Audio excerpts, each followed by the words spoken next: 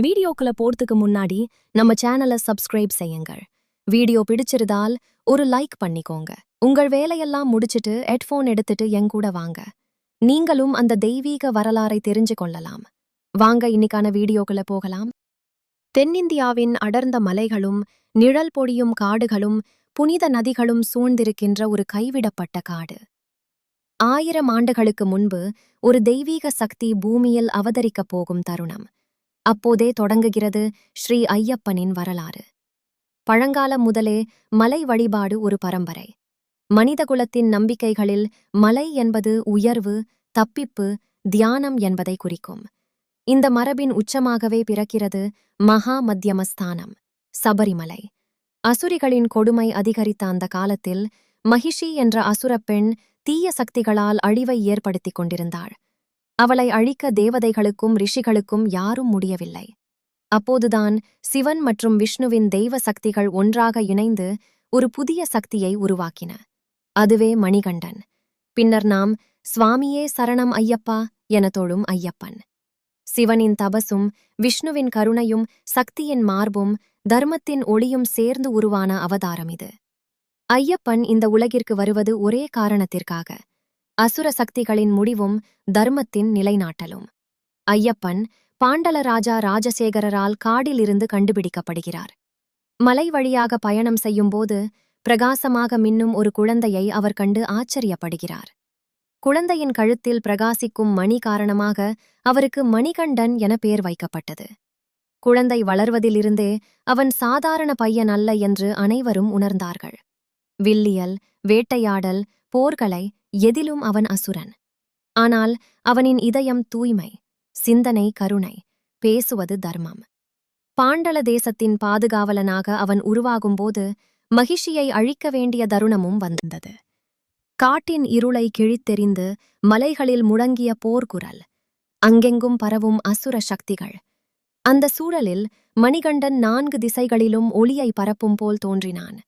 அசுரப்பெண் மகிஷி அவன் முன் தோன்றியபோது அவளின் ரோஷமும் அவன் அமைதியும் மோதின. அந்த போரில் இறுதியில் மகிஷி தரையிறங்க தர்மம் வெற்றி பெற்றது. இதுவே ஐயப்பனின் முதல் தீர்த்த யாத்திரை புராணக் கதை என அழைக்கப்படுகிறது. வெற்றிக்குப் பிறகு தெய்வங்கள் மணிகண்டனின் தெய்வீக தன்மையை வெளிப்படுத்தினர். அப்போதுதான் பாண்டல ராஜாவும் மக்களும் இவர் மனிதனல்ல, தெய்வம் என்று உணர்ந்தார்கள். ஐயப்பனின் வாக்குறுதி மற்றும் சபரிமலை கோயில் கட்டுமானம் மணிகண்டன் தெய்வீக அவதாரம் என்பதை அறிந்த பாண்டல ராஜா அவரை தொடர்ந்து தங்கள் நாட்டின் அரியணையில் அமரச் செய்ய விரும்பினார். ஆனால் ஐயப்பன் திரும்பச் சொன்னார்: நான் வந்தது தர்மத்தை நிலைநாட்ட. எனக்கு அரியணை தேவையில்லை. எனக்காக ஒரு மலைமேல் ஸ்தாபனை செய்து கொடுங்கள். அங்கு வந்து மனிதர்கள் தங்களின் விருப்பங்களையும் கவலைகளையும் துரத்தி தர்மத்தை உணரட்டும். அதன்படி பாண்டல அரசன் சபரிமலை மலையின் உச்சியில் ஒரு கோயிலை கட்டினார். அதை அவர் சொன்னார்: பிரான் இருக்கிற மலை சபரிமலை. இதுவே பின்னர் சபரிமலை ஐயப்பன் கோவிலானது. ஐயப்பன் தரிசனத்தின் அர்த்தம் சபரிமலைக்குச் செல்லும் பயணம் வெறும் யாத்திரை அல்ல. அது அடக்கம், ஆன்மீகம், தியாகம், தன்னடக்கம் ஆகியவற்றின் பாதை. 41 நாள் விரதம் மனிதனின் உள்ளே இருக்கும் அசுரத்தனத்தை அடக்கும் காலம். கருப்பு வேஷ்டி அடக்கத்தை குறிக்கும். இருக்கப்பிடி, இருமுடி சுமை, உடல், மனம், ஆத்மா ஆகிய 3ஐயும் ஒத்திசைத்து உலகின் பாரங்களை விட்டு நின்ற நிலை. இதெல்லாம் ஒரு கற்பனையாக அல்ல. மனிதனின் உள்ளே இருக்கும் பயம், காமம், ரோஷம், பேராசை போன்றவற்றை வெல்லும் உள்மாற்றப் பயணம். சபரிமலை பயணத்தில் ஒவ்வொரு அடிக்கும் ஒலிக்கும் ஒரு சொல்: சுவாமியே சரணம் ஐயப்பா. இந்த மந்திரத்தில் உள்ள பொருள் மிகவும் ஆழமானது. சுவாமி உள்ளார் குரு, சரணம் அடைக்கலம் ஐயப்பா, உள்ளார்ந்த தெய்வீக சக்தி. இந்த மந்திரத்தை சொல்வதன் மூலம் மனிதன் தன்னை விட பெரிய சக்திக்கு சரணாகதி அளிக்கிறான். அது மனதை சுத்தப்படுத்தும். ஐயப்பனின் கோவில் பிரபலமானது அதன் 18 புனித படிகள். அந்த 18 படிகளில் ஒவ்வொன்றும் ஒரு குறியீடு. 1 முதல் 5 வரை மனிதனின் 5 இந்திரியங்கள். 6 முதல் 10 வரை காமம், பேராசை, கோபம், மயக்கம், பொறாமை.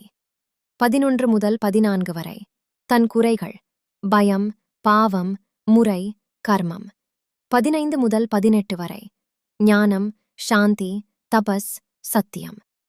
18 படிகளையும் கடக்கும்போது மனிதன் தன் மேலான வடிவமான தர்மஸ்ரீ ஐயப்பனை அணுகுகிறான். ஜனவரியில் வரும் மகர ஜோதி சபரிமலையின் மகா நிகழ்வு. இந்த தருணத்தில் தமிழகமும் கேரளமும் இந்தியா முழுவதும் இருந்து கோடிக்கணக்கான பக்தர்கள் மலை வழியாக வந்து இந்த புனித ஒளியை பார்க்கிறார்கள். அந்த ஒளி வெறும் நட்சத்திரமல்ல, பக்தனின் மனதுக்குள் எழும் ஒளி. எதிர்காலத்தை புரிய உதவும் ஞானம், இருளை அகற்றி எழும் புதிய ஆன்மீக விடியல். இன்று சபரிமலை ஐயப்பன் டெம்பிள் உலகின் மிகப்பெரிய யாத்திரை மையங்களில் ஒன்றாக உள்ளது. ஒவ்வொரு ஆண்டும் 2 கோடி பக்தர்கள் வருவதாக மதிப்பிடப்படுகிறது. இந்த கோயில் வெறும் ஒரு மதம் அல்லது ஒரு பிராந்தியத்தின் சின்னமல்ல. அது ஆன்மீகம், சமத்துவம், தியாகம், அடக்கம், கருணை ஆகியவற்றின் கலவையாகும். ஒரு மனிதனின் உண்மை வலிமை அவன் காட்டும் தியாகத்தில் இருக்கிறது, கோபத்தில் அல்ல. உலகை வெல்ல வேண்டாம், உன்னை நீ வெல்ல வேண்டும். இதுவே சபரிமலை பயணம் ஒரு ஆன்மீக புரட்சி என உலகம் ஏற்றுக்கொள்ள காரணம். அடர்ந்த காட்டிலிருந்து துவங்கிய ஐயப்பன் பயணம் இன்று கோடிக்கணக்கான மக்களின் உள்ளத்தை தொட்ட மாபெரும் ஆன்மீக நெருப்பு. ஒரு மலை, ஒரு படி, ஒரு மந்திரம், ஒரு பயணம், ஒரு பயணம், ஒரு சரணாகதி. இதுவே மனிதனை மாற்றும் சக்தி. இன்றும் சபரிமலை மலைகள் முழங்குகிறது. சுவாமியே சரணம் ஐயப்பா.